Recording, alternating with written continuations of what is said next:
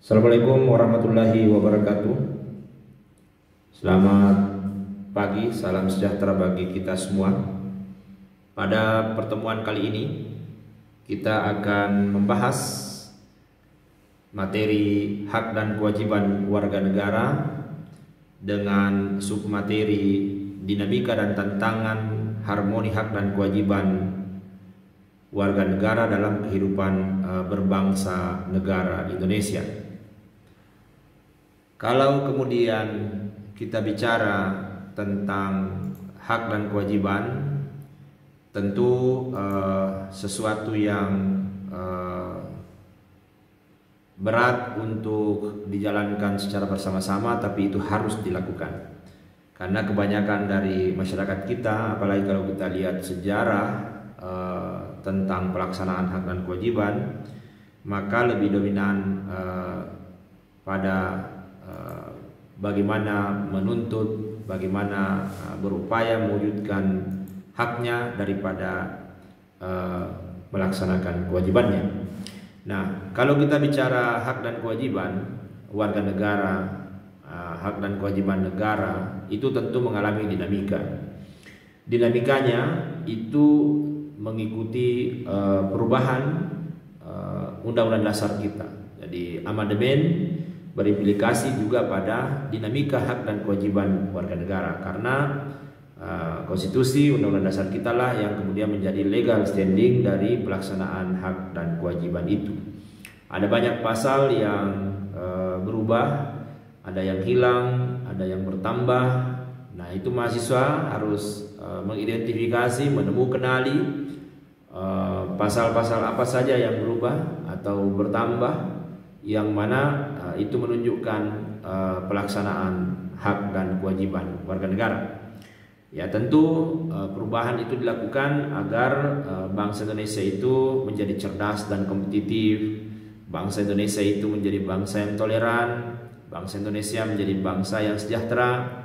Bangsa Indonesia adalah bangsa yang kondisi keamanannya kondusif, ketahanan nasionalnya tangguh. Apa tujuannya?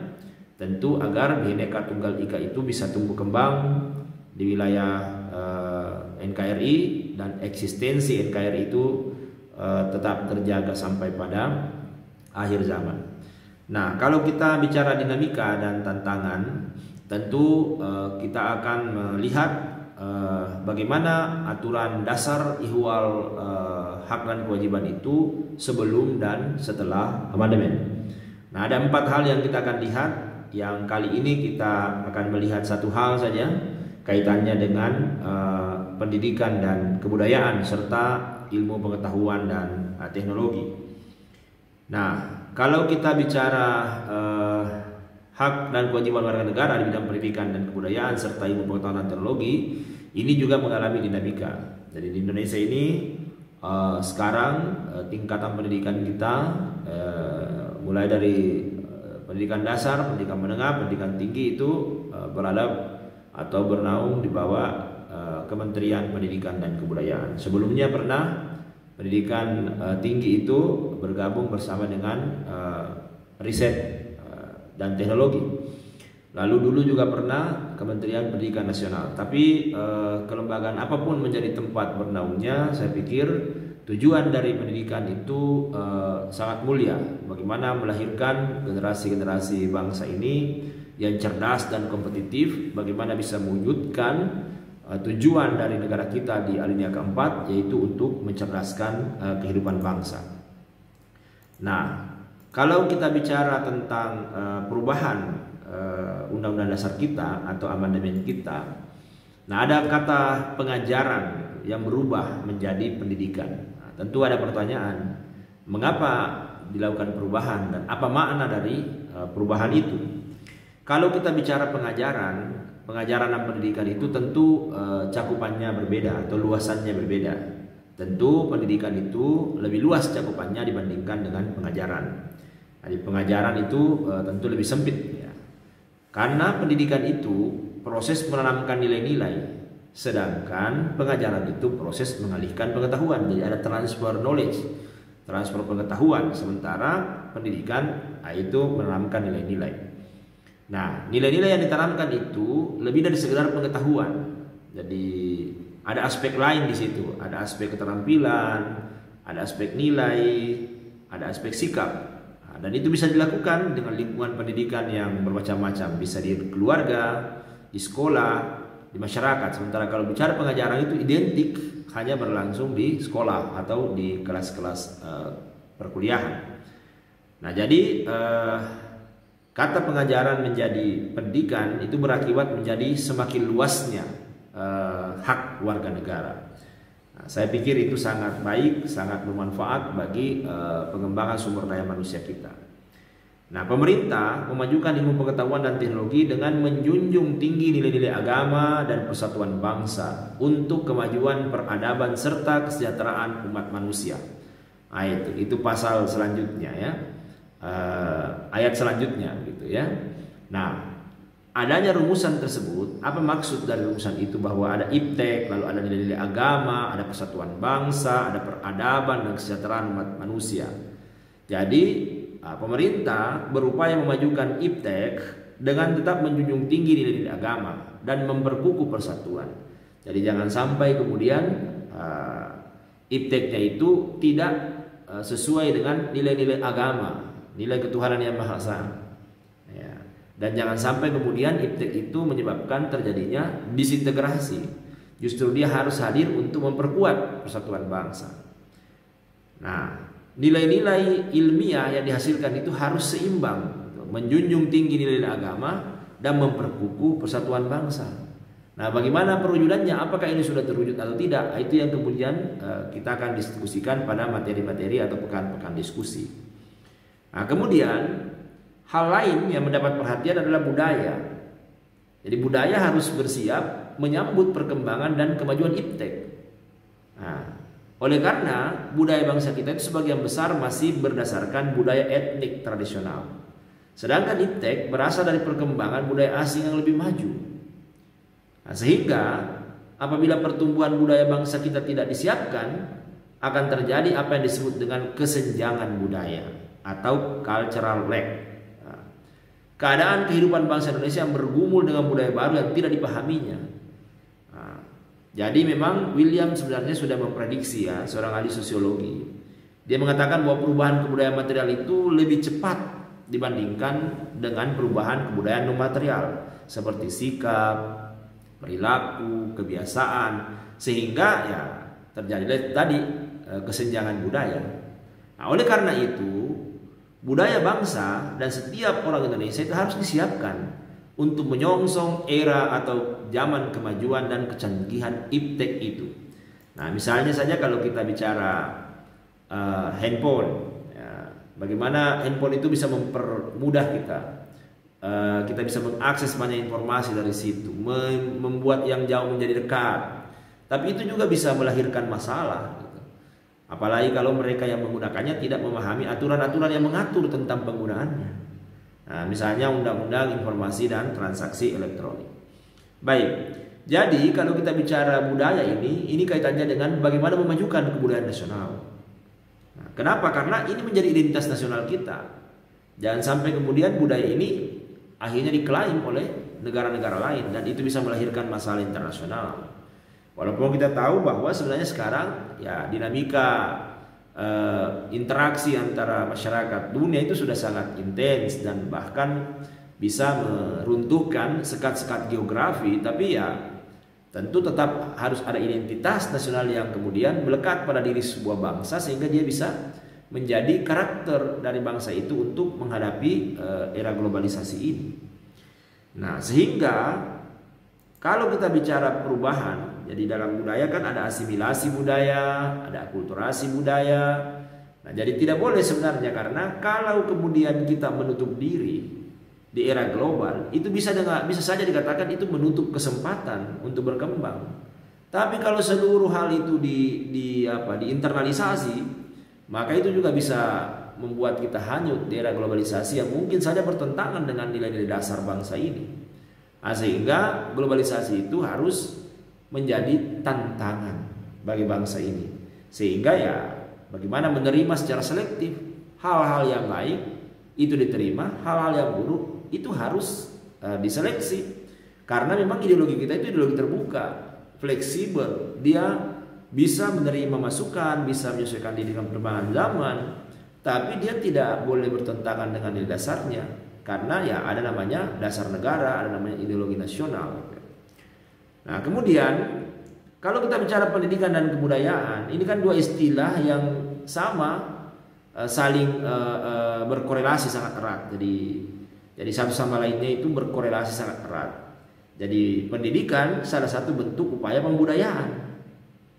Melalui proses pendidikan, kebudayaan bukan saja ditransformasikan dari generasi tua ke generasi muda, tapi dikembangkan sehingga dia mencapai derajat tertinggi berupa peradaban.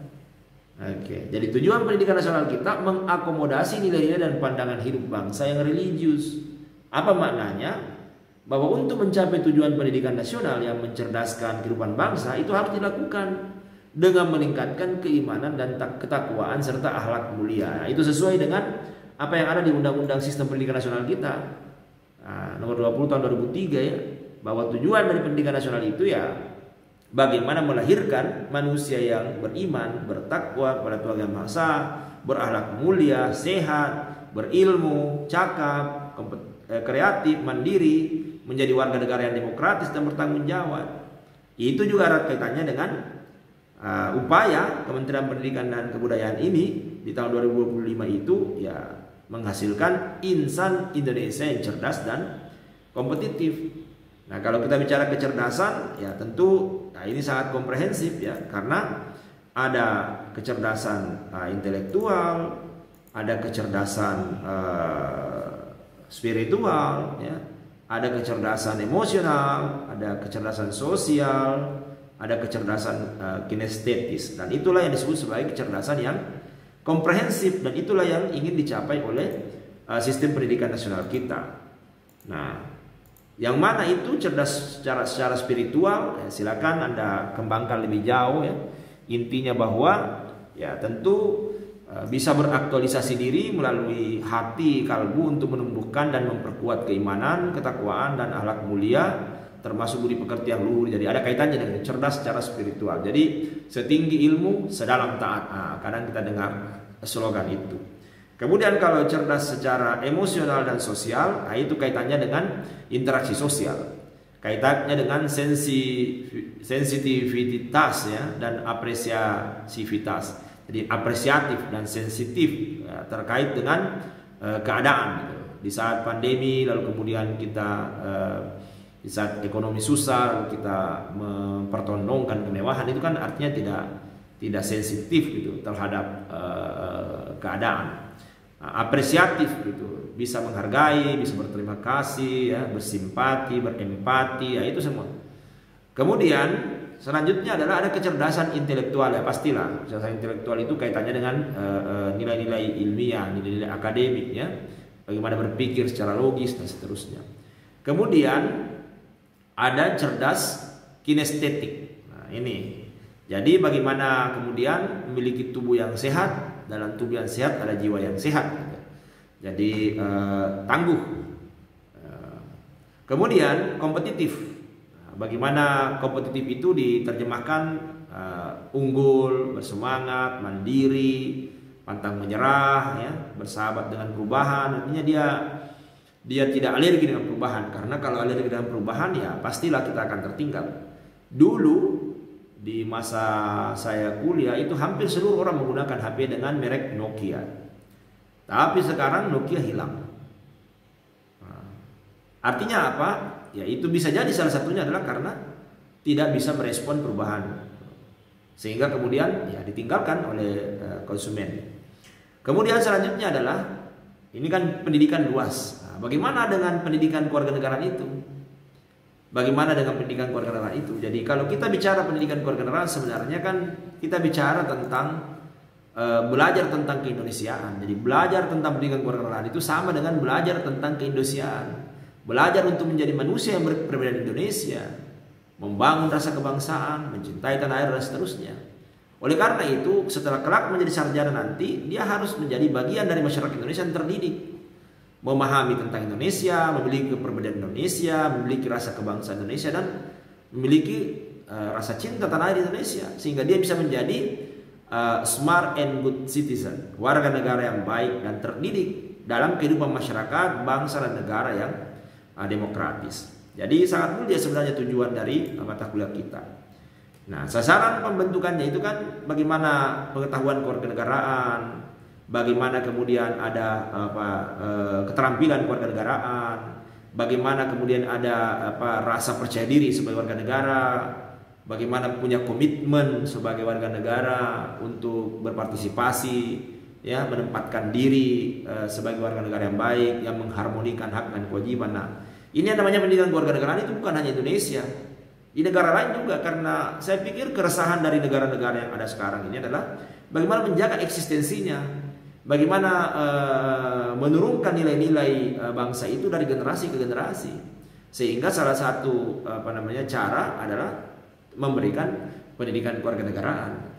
Jadi kita punya pendidikan Pancasila dan kewarganegaraan, kemudian di Amerika ada We the People. Sehingga sasaran akhirnya diharapkan yang seperti ini. Bagaimana lahir itu budaya kewarganegaraan, civic culture di dalam peradaban Pancasila. Jadi Pancasila itu menjadi landasan dari bagaimana kita menjadi warga negara yang bertanggung jawab, ya. Baik, saya pikir itu untuk pertemuan kita kali ini. Terima kasih. Sampai bertemu pekan berikutnya dengan materi yang berbeda. Silakan dicari tahu lebih lanjut hal-hal yang update kaitannya dengan materi kita. Baik, alhamdulillah. Assalamualaikum warahmatullahi wabarakatuh.